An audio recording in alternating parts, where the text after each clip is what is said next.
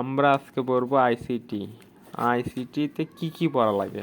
সব পড়া লাগে না আইসিটিতে।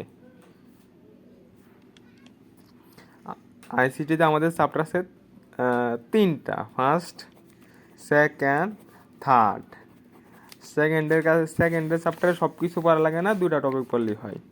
প্রথমে কেবল পড়া লাগে। কেবল আবার 3টা আছে, এক লেক্সিক্যাল, এক অপটিক্যাল, আর টুইস্টেড। এই 3টা পড়লেই মনে করো তুমি 10 নম্বর পাই যাবা। আর আছে লজিক গেট হলো 3 নম্বরে।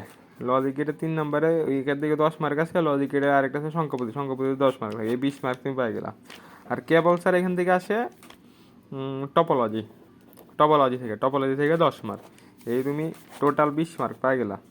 ফার্স্ট চ্যাপ্টার থেকে আসে ভার্চুয়াল রিয়ালিটি, জেনেটিক ইঞ্জিনিয়ারিং, আর আমি মুখে বলে তোমরা শুনে নিও।